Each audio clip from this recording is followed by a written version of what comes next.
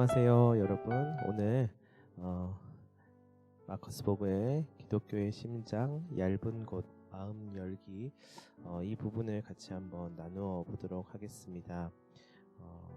특별히 이번 우리가 공부해야 될 부분은 우리의 신앙생활과 또는 기독교를 받아들이는 우리 각자들의 삶의 모양들과 아주 밀접하게 관련되어 있는 부분입니다.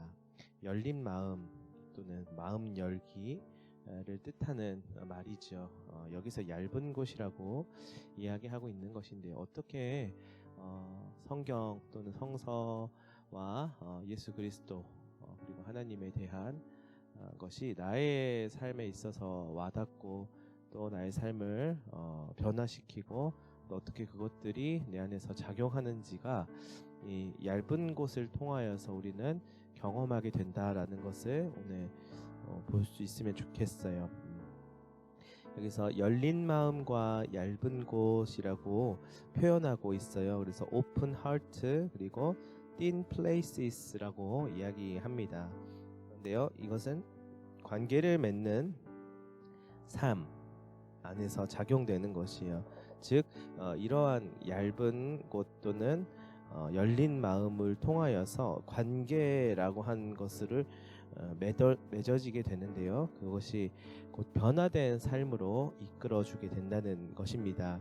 여러분들 마음이라고 하는 것이 무엇입니까? 바로 자기를 나타내는 은유입니다. 자, 마음을 여러분 어떻게 설명하실 수 있을까요? 구글이나 네이버에 검색을 해보면 마음 해서 이미지를 검색을 해보면 아마 하트 모양, 빨간색 하트 모양이나 또는 뭐 심장 같은 모양 또는 한 사람의 몸 안에 있는 부분으로 이렇게 떠올릴 수 있을 것 같아요. 근데 소위 말해서 심장, 하트와 또는 나라고 하는 셀프를 말하는 것 같아요. 또 다른 말로 말하면 마음이라고 하는 것은 뭐 사랑, 용기 또는 슬픔 이런 마음을 가질 수 있잖아요. 우리의 인식 또는 지능 그리고 감정 그리고 또 의지보다 사실은 더 깊은 차원의 자아를 나타내는 이미지가 바로 이 마음입니다. 우리가 인식하는 어떠한 것들을 받아들이고 또 정보들을 통하여서 알게 되는 것들 뭐 또한 지능도 마찬가지죠. 그리고 느껴지는 또 감정들과 또한 결단하게 되는 어떠한 의지 그 저변에 있는 더 깊숙한 곳에 있는 그 소스 또는 출처라고 말할 수 있는 것이 마음이라는 것인데요. 자아 전체의 영적인 중심이라고 표현을 하고 있습니다. 그래서 이 마음이요 시각과 사고와 느낌과 의지에 영향을 주게 된다는 것이에요. 자, 그렇다고 하면 이 마음이라고 하는 것이 어떠한 마음이 있느냐 하면 쉽게 말해서 우리 아까 전에 오픈 하트라고 말했던 것처럼 열린 마음 또는 닫혀진 마음이라고 구분할 수 있을 것 같습니다. 열린 마음이라고 하는 것은 그 시각과 사고와 느낌과 의지에 영향을 주는 그 마음이 오픈되어 있어서 그러한 개방성을 가지고 그 소스들을 내 안에서 재작업해서 흘러나갈 수 있도록 한다는 말인데 닫혀진 마음이라고 한다는 것은 그런 것들을 조금 차단하고 절제하고 또한 그것이 오지 못하게 방어하는 것일 수 있겠지요. 그래서 이 여기서의 핵심은 영적인 것 또는 하나님에 관한 것 또는 신앙에 관한 것이 이 오픈 하트를 통하여서 우리가 인식하고 느끼고 경험할 수 있게 된다. 그것이 얇은 곳이라고 표현되고 있는데요. 닫혀진 마음 같은 경우에는 이렇게 떠올릴 수 있어요. 마음의 문이 우리가 뭐 닫혀져 있다라고도 말을 하지만 우리의 눈도 이렇게 가리워져 있고 또 귀도 막아져 있다라고 이렇게 이야기한다라면 그것이 생각과 정신의 그러한 이미지를 통하여서 영향을 우리는 나타낼 수 있다는 것이지요. 하나님도 마찬가지입니다. 우리가 하나님을 인식하고 받아들이고 경험할 때에는요, 소위 말해서 성서라든지 우리가 이전에 계속 살펴보았었던 기독교라고 하는 것, 신앙이라고 하는 것이 어떠한 모양으로든 내게 계시가 되고 또한 들려지고 또 경험되어질 때에 그것을 스펀지처럼 싹 받아들일 수도 있지만 또 그렇지 않을 수도 있거든요. 그런데 여기서 말하는 얇은 곳이라고 하는 것은 모든 분야에 있어서 다 그런 것들이 내게 있어서 얇은 곳이 될 수는 없을 것입니다. 그러나 내게 있어서의 어떠한 얇은 플레이스가 나를 그렇게 작용하고 역동하게 만든다는 것이에요. 그런데 그 반대로 닫혀진 것들은 내 안에서 어떻게 보면 자아 안에서 새로운 것들을 받아들이지 못하고 변화를 긍정적으로 또는 적극적으로 수용하지 못하는 닫혀져 있는 자세, 수동적인 자세를 갖게 된다는 것인데요. 생각과 정신의 그 닫혀진 마음이 동시에 작용하게 된다라면 그것이 내게 있어서는 합리화와 자기 정당화와 자기 기만으로도 이어질 수 있게 된다는 것이에요. 그러니까 관계성에 있어서 우리는 타자와 또는 오픈된 세상을 받아들여야 하는 부분이 필요하다는 거예요. 그래서 우리는 매일같이 똑같은 모습으로 살아갈 수 없고 항상 변화함 속에서 새롭고 미지의 영역인 오늘이라고 하는 것, 내일이라고 하는 미래를 부딪히면서 살아가게 될 텐데 그러기 위해서는 오픈된 헐트가 필요해요. 그렇지 않으면 항상 내게 있어서의 자기 반복, 자기 동일성만이 남아 있게 되겠죠. 성경에 보면은요, 이 닫혀진 마음에 대한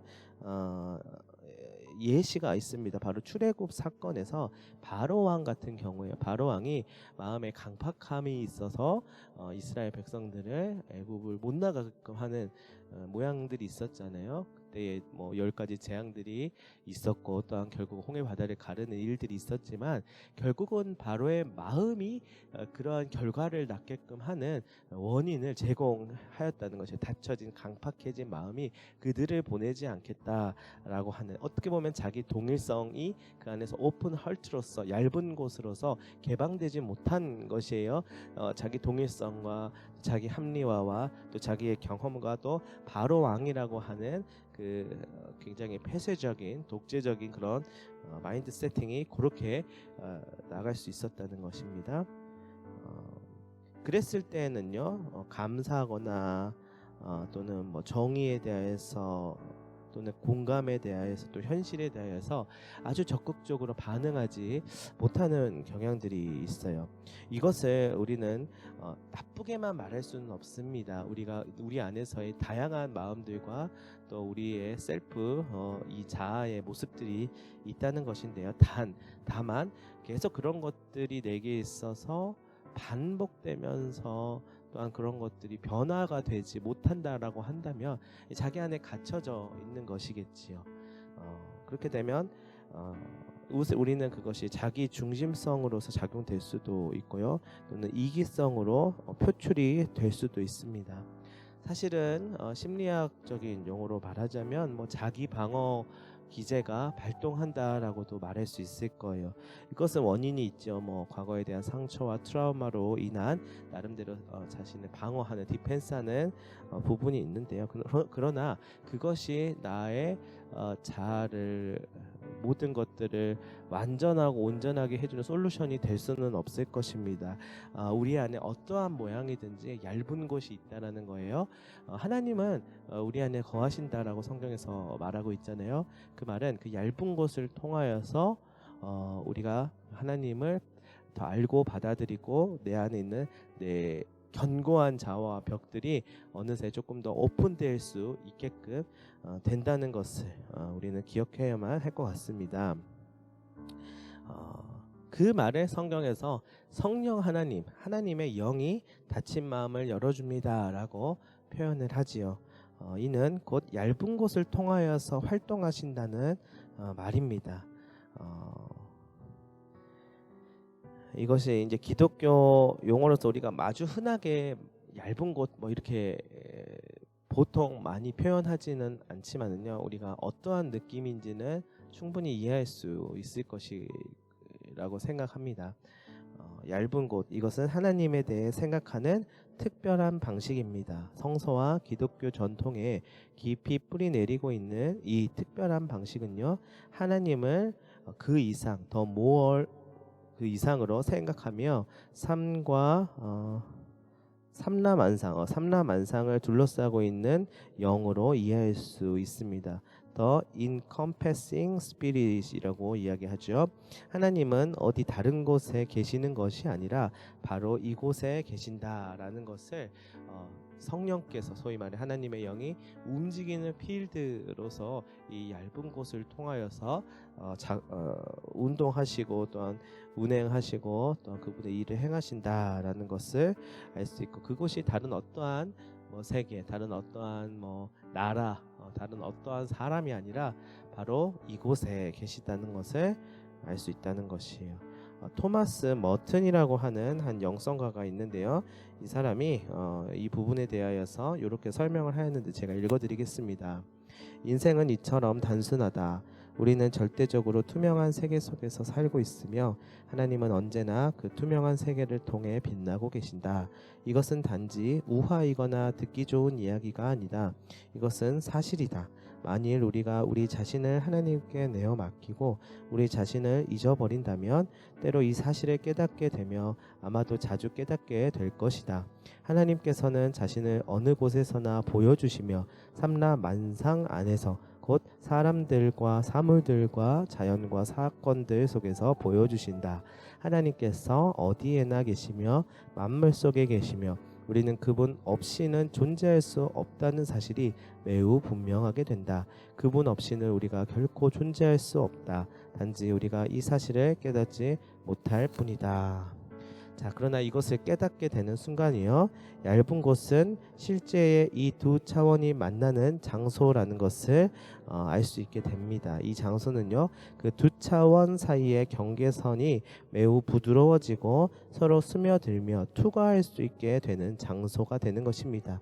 얇은 곳은 그 두 차원을 나누고 있던 베일이 순간적으로 벗겨져 우리가 하나님을 보게 되며 그분 안에서 우리가 살아가는 삶을 살 수 있게 된다는 것이에요. 우리 둘레를 감싸고 계시며 우리 안에 계신 분을 경험하게 되는 또한 순간이다라고 말할 수 있습니다.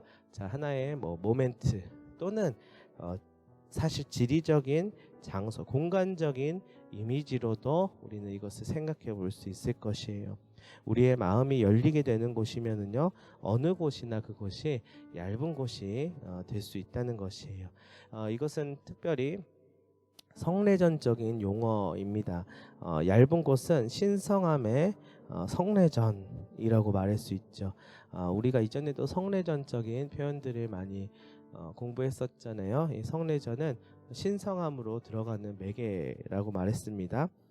즉 얇은 곳, 신성함의 매개자, 그 신성함이 우리에게 현존하게 되는 수단, 은총의 한 수단이라고 말할 수 있는 것이지요.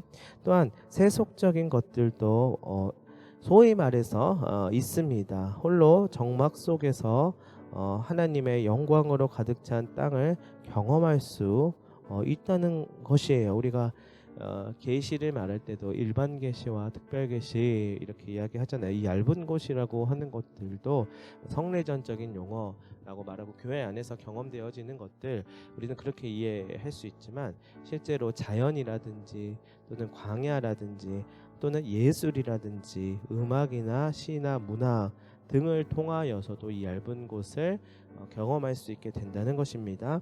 자신과 세상 사이의 경계선이 순간적으로 사라지는 얇은 곳이 될 수 있다라고 표현하고 있습니다. 심지어 심각한 질병과 고통, 애도의 순간도 이러한 얇은 곳이 될 수 있다는 것이에요. 자, 이제 조금 더 이해할 수 있겠지요. 삶의 어떠한 순간이든 특히나 심지어는 심각한 질병과 또는 고통, 고난 그리고 애도의 순간을 통하여서 뭘 경험한다는 말일까요? 바로 하나님의 영을 우리는 이 얇은 곳으로서 우리 안에 계시는 그분을 더 느낄 수 있다는 것입니다. 항상 그렇게 되는 것은 아니겠지요. 분명히 우리는 그런 한계성을 가지고 있죠. 그러나 때로는 그런 경험들을 통해서 우리의 마음이 다시금 돌이켜지고 또는 깨어지고 열린다는 사실을 알게 될 수 있습니다. 또한 사람을 통하여서도 마찬가지예요. 자신의 인생의 특별한 분기점이 되기도 합니다. 그 분기점에서 만난 한 사람 두 사람을 통하여서 하나님의 영의 임재를 체험할 수 있다는 것이에요. 그래서 성도와의 교제, 형제와의 교제, 또 하나님 안에서 형제 자매인 한 식구끼리의 교제, 또 세상 가운데서 만나는 모든 사람들을 통하여서도 우리는 그러한 계시 또는 얇은 곳을 통한 하나님의 영의 임재와 일하심을 경험할 수 있다는 것이에요. 여러분, 이거 굉장히 중요한 말이지요. 혼자서 집에서 수행하고 읽고 또한 돌아보고 묵상하면서 이 천하와 세상을 깨달아지는 그런 것이 아니라 이 필드를 우리가 세상을 살아가면서 그 안에 하나님의 영도 현존하고 계시다는 사실을 우리가 어떤 모멘트를 통해서 또는 한 장소, 플레이스를 통해서 또는 사람을 통하여서 경험할 수 있게 된다는 것입니다. 자, 얇은 곳은 성경 안에서 특별히 우리는 또 발견할 수 있어야 되겠지요. 가장 우리에게 있어서 그런 인사이트를 주고 또 구원을 경험하게끔 만들어주는 분이 계시니 바로 예수 그리스도입니다. 두드러진 얇은 곳이라고 말하고 있는데요. 예수님의 제자들이요, 바로 이 예수 그리스도에게 헌신하게 된 것은 예수를 통하여서 하나님의 영을 체험할 수 있었다는 것이에요. 그러니까 우리는 지금 이 현 시대 속에서 예수 그리스도를 만나서 그분을 통해서 얇은 곳을 경험하면서 하나님의 영의 임재를 느낄 수 없잖아요. 사실 예전에 이스라엘이라는 땅에서 2000년 전에 있었던 한 인물이다라고 우리는 역사적으로 이야기하지만 그 당시에 제자들은 실제로 그 예수 그리스도를 통하여서 살아계신 하나님의 영을 경험하게 됐지만 우리는 지금 성령의 시대에 살고 있습니다. 그래서 육신의 예수 그리스도는 없지만 성령 안에 계시되어 있는 두드러진 얇은 곳인 예수를 통하여서 그분을 알 수 있게 되고 하나님의 영의 일하심을 또한 나에게 말씀하심을 깨닫게 됩니다. 또한 알려지거나 여기서 보면 알려지지 않은 곳에 있다는 것이 참 재밌는 표현이지요. 그리고 기독교인이나 비기독교인을 통하여서도 마찬가지라는 것이에요. 모두 얇은 곳이 될 수 있습니다. 자, 얇은 곳과 기독교인의 예배를 살펴보겠습니다.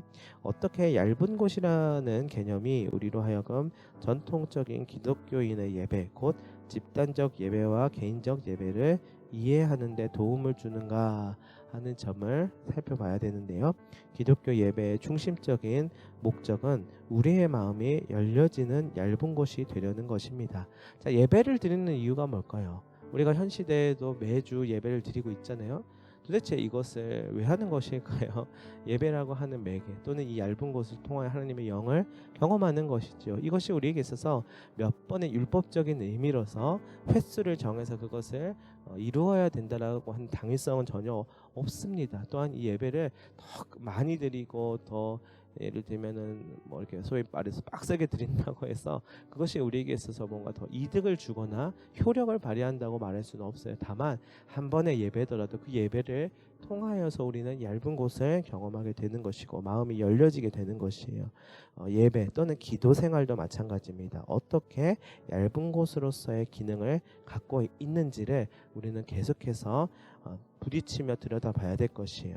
자, 소위 말해서 예배는 얇은 곳, 이것이 바로 1차적인 목적입니다. 하나님을 우리 찬양하는 것이라고 보통 말하는데요. 그것이 바로 이 말이에요. 그러나 찬양을 필요로 하는 하나님에 관한 것은 아니라는 것이에요. 우리가 하나님을 소위 말해서 구약에 뭐 제사 드리듯이 이것을 해서 뭔가 하나님께 올려드려야만 또는 이방의 종교들처럼 그런 제의를 수행해야만 만족하게 되는 그런 시스템이 아니라 그렇지 않아도요. 예배라고 하는 것은 하나님을 찬양하는 것이라고 했을 때 찬양을 필요로 하는 하나님에 관한 것은 아니라는 것이에요. 충만하심이고 충분하셔요. 우리의 찬양이 꼭 받아야만 하는 의무나 당위성은 없으십니다. 그러나 우리에게 있어서 이 예배가 하나님을 경험하게 되는 아주 중요한 얇은 곳이 된다는 것이에요. 우리를 깨뜨려 우리 자신으로부터 나오게 만드는 힘을 가지고 있다는 것입니다. 예배는 하나님께 드리는 것이지만 중요한 의미에서 우리를 위한 것이 되는 것이에요. 예배는 신성함에 대한 의식, 곧 얇은 곳을 창조하는 것이라 말입니다. 이것은 다양한 형태를 가지고 있고 서로 다른 방식을 우린 추구할 수 있을 것입니다. 예를 들면은 열광적인 오순절적인 예배일 수도 있고요. 또는 퀘이커들의 침묵이라고도 말할 수 있고 또 다른 세계에 대한 의식을 창조하는 것이기 때문에 다양한 구조와 또한 형태를 가지고 있다라고 말할 수 있겠지요. 또한 예배 안에서도 찬양이라고 하는 것도 굉장히 중요한 요소인데 그것은 음악이지 않습니까? 찬송인데요. 이것의 목적은 콘서트를 하거나 어떤 음악적인 표현을 통해서 그것을 평가하거나 어떤 시도를 하는 것이 아니라 목적은 얇은 곳을 마련하기 위한 것이란 말입니다. 가사와 곡조와 또 그 안에 담겨져 있는 또 흐름들과 여러 가지 찬양의 요소들을 통하여서 우리는 성령의 임재를 경험할 수 있게 돼요. 또 다른 것이 무엇이 있습니까? 바로 세례식과 성만찬, 성례전을 말할 수 있겠지요. 보통 곧 이제 추수감사절이 오는데요. 추수감사절 때 우리 성찬식, 성만찬 하지 않습니까? 이것이 굉장히 특별한 또 의미를 가지고 있고 또 얼마 전에 우리 종교개혁주일에는 세례 입교식을 교회에서도 행하였었는데 그때도 굉장히 특별한 예식이고 의미를 가지고 있습니다. 분명히 얇은 곳이 될 수 있겠지요. 그리고 설교를 통하여서 설교는 말씀의 선포를 통하여서 계시가 되는 것이고 그것이 얇은 곳이 될 수 있죠. 그리고 당연히 성서를 통하여서 가능합니다. 또한 정규 예배의 전례적인 표현들 정규 예배는 설교만 있는 건 아니죠. 찬송만 있는 건 아니죠.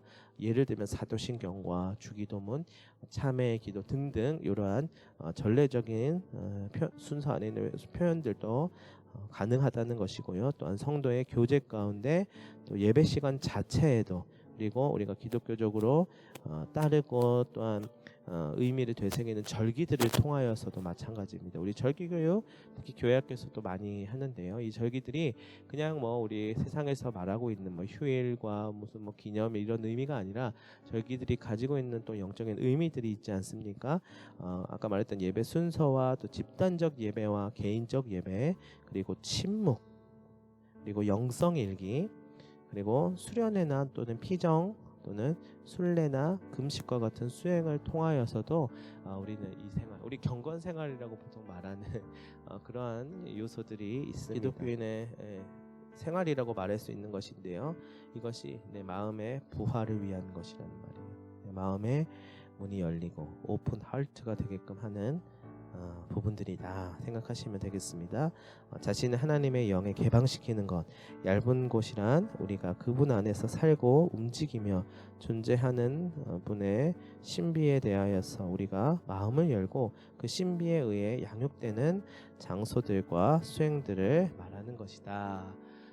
우리 책에서 이렇게 표현하고 있습니다.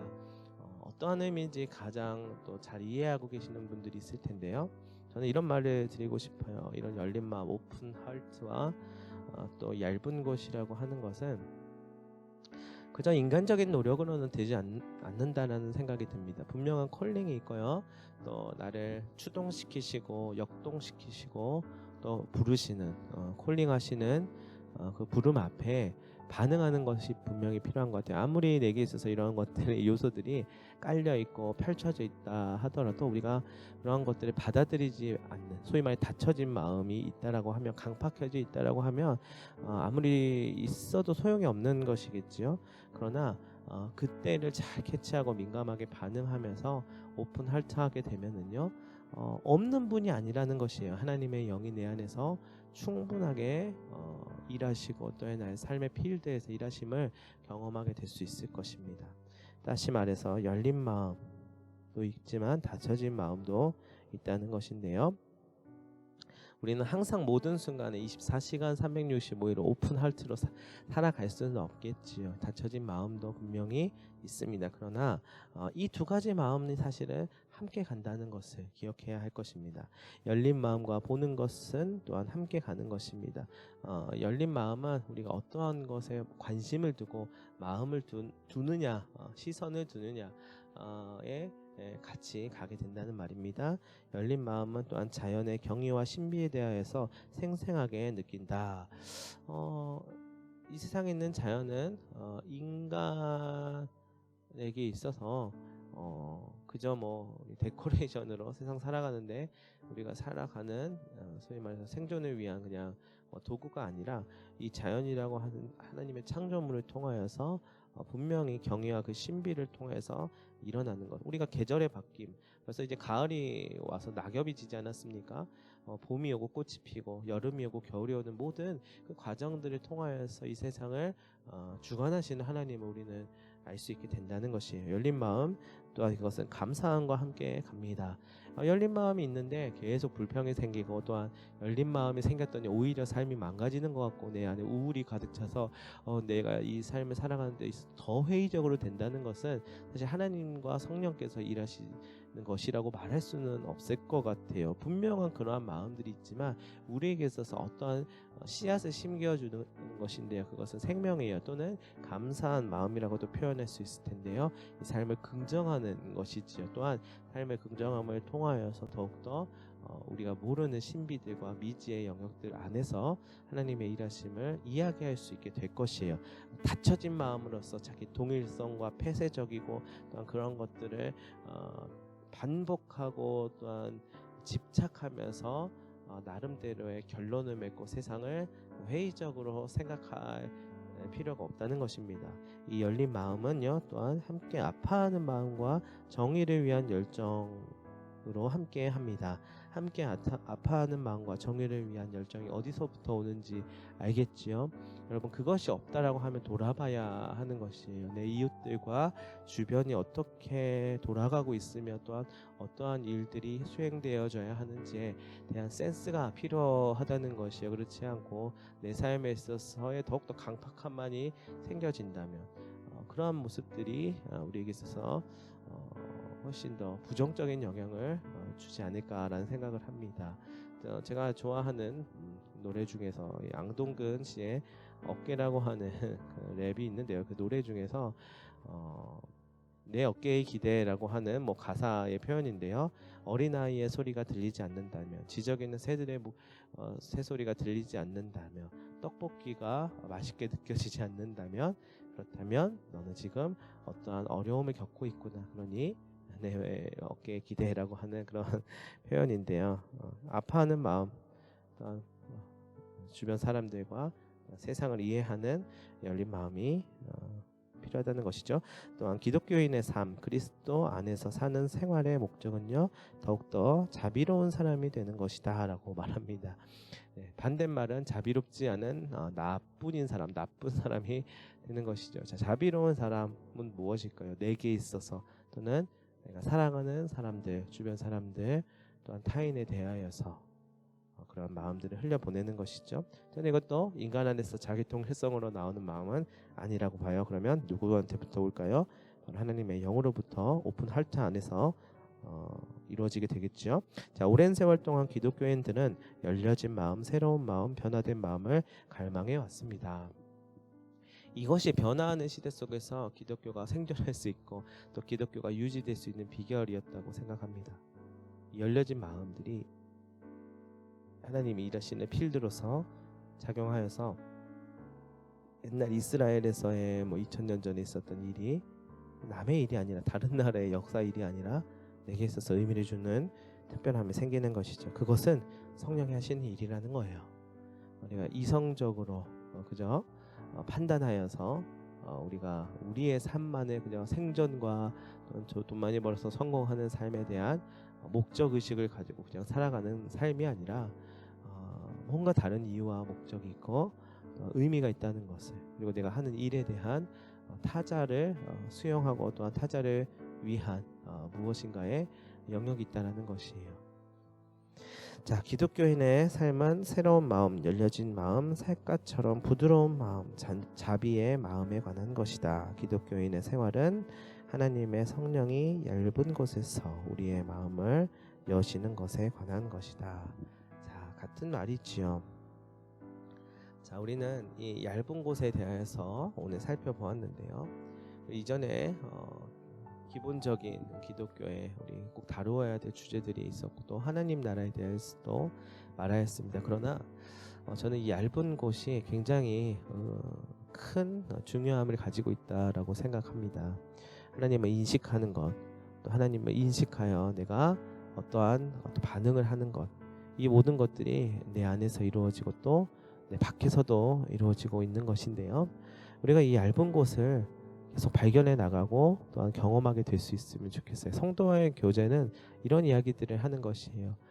구역 모임을 하고 반 모임을 하고 서로가 밥을 먹고 차 한잔 하면서 만나서 교제할 때에 이 얇은 곳에 대한 이야기들이 분명히 필요합니다. 그러기 위해서는요, 자기 방어, 나를 드러내지 않으려고 하고 나의 동일성과 자기 집착적인 부분 또는 가면을 쓰는 모습, 그러한 모습들이 조금은 관계 안에서 회복되고 풀어지는 것들이 필요하다는 것이에요. 그러나 모든 사람에게 모든 순간에 그럴 수는 없겠지요. 당연히요.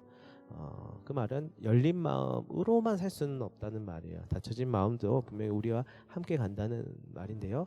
그러나 성령께서 일하실 때에 우리가 그 일하심을 경험하게 되는 순간들이 반드시 있습니다. 그것은 이 얇은 곳을 통하여서 그곳이 끊이지 않아야 되고 우리는 그것이 생생하게 살아 있어야 할 것입니다.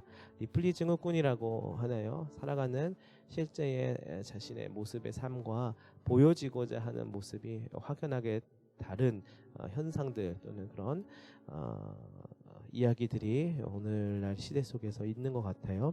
밖에서는 명품 옷과 가방과 또는 굉장히 트렌드하고 유행에 민감하고 그러한 어떠한 상위 계층의 모습들을 지향하고 보여주고 자랑하지만 또는 SNS를 통하여서 나타내고 그렇게 인식되도록 하지만 정작 나의 삶 속에서는 정말 정돈되지 않고 어지러져 있고 또 그럴 만한 또한 형편도 되지 않지만 그 모습만을 지향하고 있는 자신의 비참함을 말하는 그런 요즘 신조어인 것 같아요.